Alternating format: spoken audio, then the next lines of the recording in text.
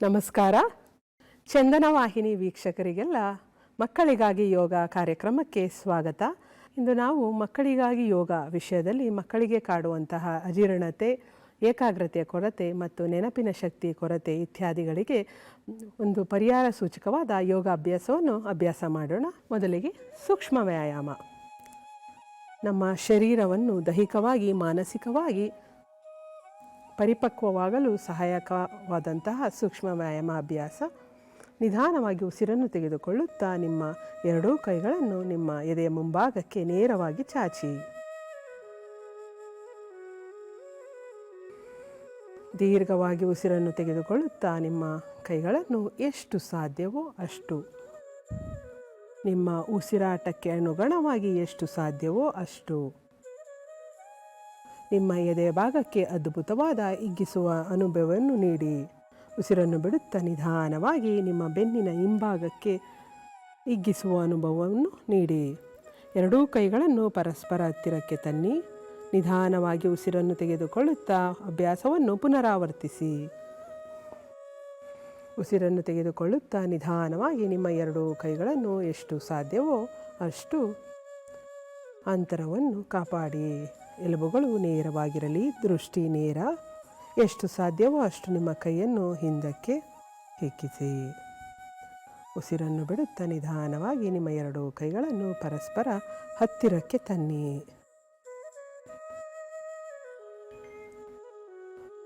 ವಿಶ್ರಾಂತಿ. ಮಕ್ಕಳ ಏಕಾಗ್ರತೆ, ನೆನಪಿನ ಶಕ್ತಿ, ಚುರುಕುತನಕ್ಕೆ ಸಹಕಾರಿಯಾದಂತಹ ಮಲಾಸನ. ಎರಡೂ ಕಾಲುಗಳ ನಡುವೆ ಅಂತರವಿರಲಿ. ಎಡಗೈಯಿಂದ ಬಲಕಿವಿ, ಬಲಗೈಯಿಂದ ಎಡಗಿವಿಯನ್ನು ಹಿಡಿದು ಉಸಿರನ್ನು ತೆಗೆದುಕೊಳ್ಳುತ್ತಾ ಉಸಿರನ್ನು ಬಿಡುತ್ತಾ ನಿಧಾನವಾಗಿ ಮಲಾಸನಕ್ಕೆ ಬನ್ನಿ. ನಿಮ್ಮ ಪೃಷ್ಠ ಭಾಗವನ್ನು ಕೆಳಕ್ಕೆ ತಂದು ನಿಮ್ಮ ಕಾಲುಗಳ ಮೇಲೆ ಸಂಪೂರ್ಣವಾಗಿ ಕೂರಿ. ನಿಮ್ಮ ಶರೀರ ಹಗುರವಾಗಿರಲಿ, ಯಾವುದೇ ರೀತಿಯ ಬಿಗಿತ ಬೇಡ. ಉಸಿರನ್ನು ತೆಗೆದುಕೊಳ್ಳುತ್ತಾ ನಿಧಾನವಾಗಿ ಮೇಲಕ್ಕೆ ಬನ್ನಿ. ಆಸನವನ್ನು ಪುನರಾವರ್ತಿಸಿ. ನಿಧಾನವಾಗಿ ಉಸಿರನ್ನು ತೆಗೆದುಕೊಳ್ಳಿ, ಉಸಿರನ್ನು ಬಿಡುತ್ತಾ ನಿಧಾನವಾಗಿ ಕುಳಿತುಕೊಳ್ಳಿ. ನಿಧಾನವಾಗಿ ಉಸಿರನ್ನು ತೆಗೆದುಕೊಂಡು ಮೇಲಕ್ಕೆ ಬನ್ನಿ. ಈ ಅಭ್ಯಾಸವು ಮಕ್ಕಳಲ್ಲಿನ ನೆನಪಿನ ಶಕ್ತಿ, ಚುರುಕುತನ, ಏಕಾಗ್ರತೆ, ಓದಲು ಬಹಳ ಸಹಕಾರಿಯಾದ ಆಸನ ಇದಾಗಿದೆ. ಉಸಿರನ್ನು ಬಿಡುತ್ತಾ ನಿಧಾನವಾಗಿ ಕುಳಿತುಕೊಳ್ಳಿ. ಕೆಲ ಕ್ಷಣ ಆಸನದಲ್ಲಿ ಇರಿ ಮತ್ತು ಉಸಿರಾಡಿ. ಹೊಟ್ಟೆಯ ಸಂಬಂಧಿತ ಕಾಯಿಲೆಗಳು, ಅಜೀರ್ಣ ಸಮಸ್ಯೆ, ಮಲಬದ್ಧತೆಗೆ ಈ ಆಸನ ಬಹಳ ಉಪಕಾರಿಯಾದಂಥ ಆಸನ. ನಿಧಾನವಾಗಿ ಉಸಿರನ್ನು ತೆಗೆದುಕೊಳ್ಳುತ್ತಾ ಮೇಲಕ್ಕೆ ಬನ್ನಿ.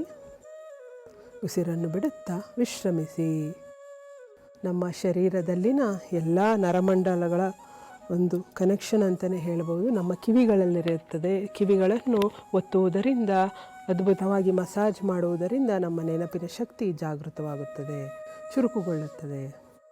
ಮುಂದಿನ ಆಸನ ವೃಕ್ಷಾಸನ. ಹೆಸರೇ ಹೇಳುವಂತೆ ವೃಕ್ಷದಂತೆ ನಿಂತುಕೊಳ್ಳುವಂಥ ಭಂಗಿ ವೃಕ್ಷಾಸನ. ನಿಧಾನವಾಗಿ ನೇರವಾಗಿ ನೋಡುತ್ತಾ ನಿಮ್ಮ ಕಾಲುಗಳನ್ನು ಪರಸ್ಪರ ಹತ್ತಿರಕ್ಕೆ ತಂದು ಬಲಗಾಲನ್ನು ಮೇಲೆತ್ತಿ ಏಕಾಗ್ರತೆ ಇರಲಿ. ನಿಧಾನವಾಗಿ ಉಸಿರನ್ನು ತೆಗೆದುಕೊಳ್ಳುತ್ತಾ ನಿಮ್ಮ ಕೈಗಳನ್ನು ನಿಧಾನವಾಗಿ ಮೇಲೆತ್ತಿ ಉಸಿರಾಟ ಸ್ವಾಭಾವಿಕವಾಗಿರಲಿ. ಸಾಧ್ಯವಾದರೆ ನಿಮ್ಮ ಕೈಗಳನ್ನು ನಿಮ್ಮ ಕಿವಿಯ ಹಿಂದಕ್ಕೆ ತನ್ನಿ. ದೃಷ್ಟಿ ಏಕಾಗ್ರತೆಯಿಂದಿರಲಿ. ಉಸಿರಾಟ ಕ್ರಮಬದ್ಧವಾಗಿರಲಿ. ಈ ಆಸನವು ವೃಕ್ಷದಂತೆ ಸದೃಢವಾಗಿರಲು ಸಹಕಾರಿಯಾಗಿದೆ. ಏಕಾಗ್ರತೆ ಶಕ್ತಿಗೆ ಈ ಆಸನ ರಾಮಬಾಣ. ಉಸಿರನ್ನು ಬಿಡುತ್ತಾ ನಿಧಾನವಾಗಿ ನಿಮ್ಮ ಕೈಗಳನ್ನು ಕೆಳಗಿಳಿಸಿ ಕಾಲನ್ನು ವಿಶ್ರಮಿಸಿ. ಮತ್ತೊಮ್ಮೆ ಆಸನದ ಅಭ್ಯಾಸವನ್ನು ನಿಮ್ಮ ಎಡಗಾಲಿನೊಂದಿಗೆ ಅಭ್ಯಾಸಿಸಿ.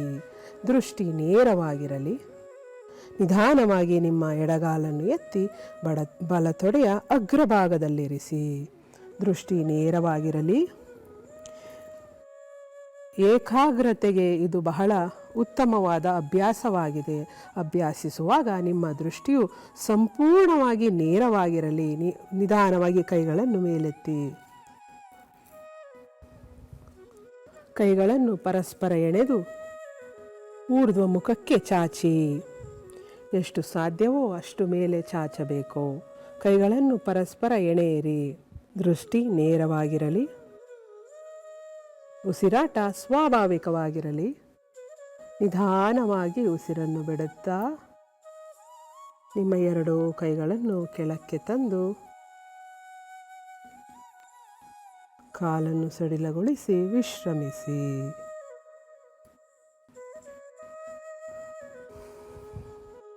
ಇದುವರೆಗೂ ನಾವು ನಿಂತುಕೊಂಡು ಮಾಡುವ ಆಸನಗಳ ಅಭ್ಯಾಸವನ್ನು ಮಾಡಿದೆವು.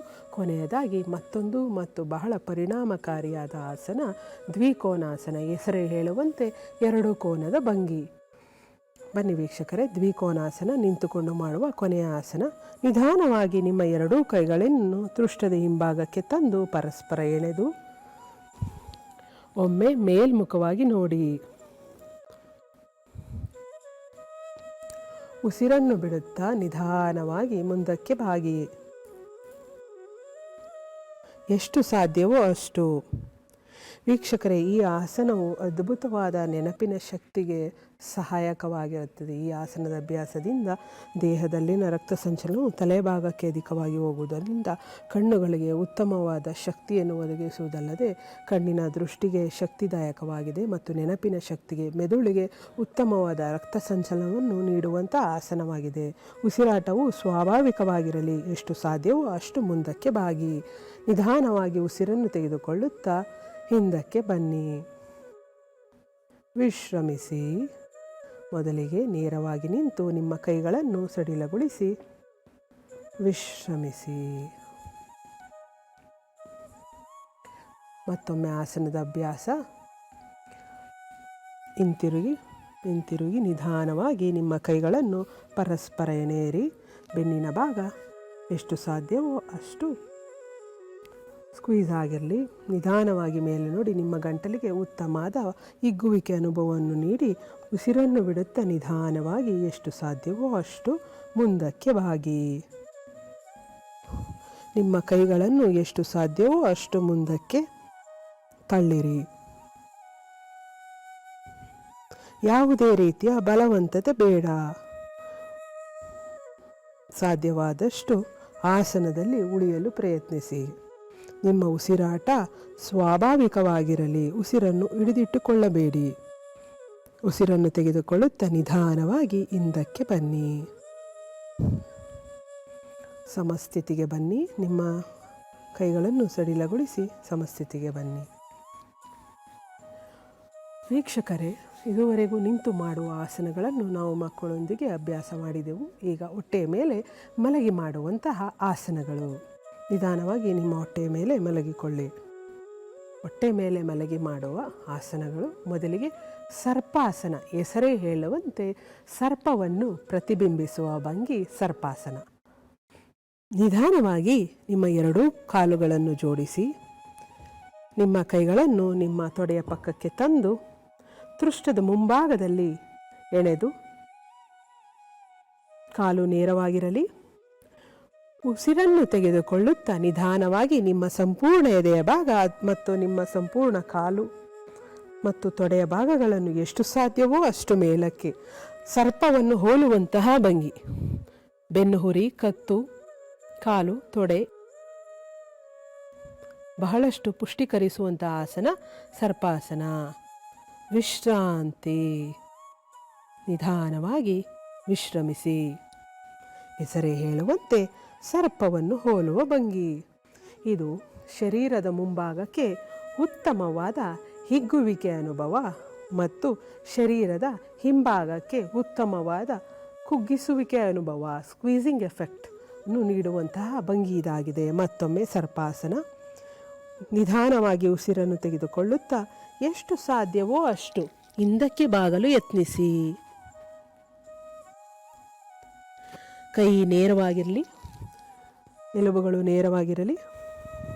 ಕಾಲುಗಳು ನೇರವಾಗಿರಲಿ. ಉಸಿರನ್ನು ಬಿಗಿಡಿದಿಡಬೇಡಿ.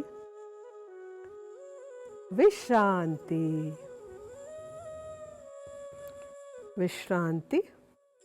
ಕೈಗಳನ್ನು ಸಡಿಲಗೊಳಿಸಿ ಮಕರಾಸನಕ್ಕೆ ಬನ್ನಿ. ವಿಶ್ರಾಂತ ಸ್ಥಿತಿಗೆ ಬನ್ನಿ. ಕಾಲುಗಳ ನಡುವೆ ಅಂತರವಿರಲಿ. ನಮ್ಮ ಮುಂದಿನ ಆಸನ ಧನುರಾಸನ. ನಿಧಾನವಾಗಿ ನಿಮ್ಮ ಕಾಲುಗಳನ್ನು ಮಂಡಿಯಲ್ಲಿ ಮಡಚಿ ಕಾಲುಗಳ ನಡುವೆ ಅಂತರವನ್ನು ಕಾಪಾಡಿ. ನಿಧಾನವಾಗಿ ನಿಮ್ಮ ಮೊಣಕಾಲುಗಳನ್ನು ನಿಮ್ಮ ಕೈಗಳಿಂದ ಹಿಡಿದು ಕಾಲುಗಳ ನಡುವೆ ಅಂತರವಿರಲಿ. ನಿಮ್ಮ ಎಲುಬು ನೇರವಾಗಿರಲಿ. ನಿಧಾನವಾಗಿ ಉಸಿರನ್ನು ತೆಗೆದುಕೊಳ್ಳುತ್ತಾ ಎದೆಯ ಭಾಗ ಮತ್ತು ತೊಡೆಯ ಭಾಗಗಳನ್ನು ಎಷ್ಟು ಸಾಧ್ಯವೋ ಅಷ್ಟು ಮೇಲಕ್ಕೆ ಎತ್ತಿ ನಿಮ್ಮ ದೃಷ್ಟಿ ನೇರವಾಗಿರಲಿ. ಉಸಿರಾಟ ಸ್ವಾಭಾವಿಕವಾಗಿರಲಿ. ಧನುರ್ ಆಸನ ಹೆಸರೇ ಹೇಳುವಂತೆ ಬಿಲ್ಲನ್ನು ಹೋಲುವ ಭಂಗಿ ಇದಾಗಿದೆ. ವಿಶ್ರಾಂತಿ. ನಿಧಾನವಾಗಿ ವಿಶ್ರಮಿಸಿ. ಮತ್ತೊಮ್ಮೆ ಧನುರ್ ಆಸನದ ಅಭ್ಯಾಸ. ನಿಧಾನವಾಗಿ ನಿಮ್ಮ ಕಾಲುಗಳನ್ನು ಮಡಚಿ ಉಸಿರನ್ನು ದೀರ್ಘವಾಗಿ ತೆಗೆದುಕೊಳ್ಳುತ್ತಾ ನಿಮ್ಮ ಉಸಿರಿನ ಶಕ್ತಿಯಿಂದ ಎದೆಯ ಮತ್ತು ತೊಡೆಯ ಭಾಗಗಳನ್ನು ಮೇಲಕ್ಕೆತ್ತಿ ನಿಮ್ಮ ದೃಷ್ಟಿ ಊರ್ಧ್ವಮುಖವಾಗಿರಲಿ. ಏಕಾಗ್ರತೆ ಇರಲಿ. ಯಾವುದೇ ಬಲವಂತತೆ ಬೇಡ. ಉಸಿರಾಟದಲ್ಲಿ ಉಸಿರಾಟ ಸ್ವಾಭಾವಿಕವಾಗಿರಲಿ. ವಿಶ್ರಾಂತಿ. ನಿಧಾನವಾಗಿ ವಿಶ್ರಮಿಸಿ ಮಕರಾಸನಕ್ಕೆ ಬನ್ನಿ.